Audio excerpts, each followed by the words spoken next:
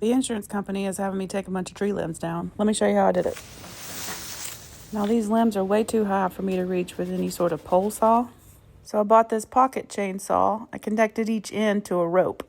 Then all you have to do is loop one end over the limb. Now you're not going to get it on the first try. You might not get it on that 5th try. But it's important to keep a good attitude. And stay focused. Because on that 10th try, your foot could be on the rope.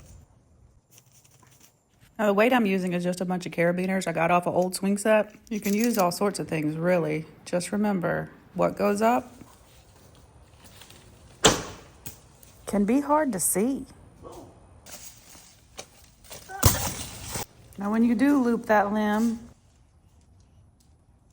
and get your chain in position and start sawing, do not stop.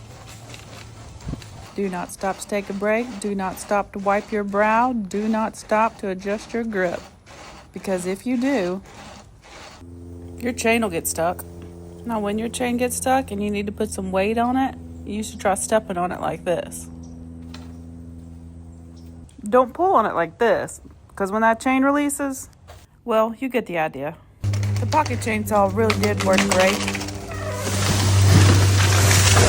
If I have any words of advice, it's to go ahead and get a couple of them and get rope that blends in with the trees.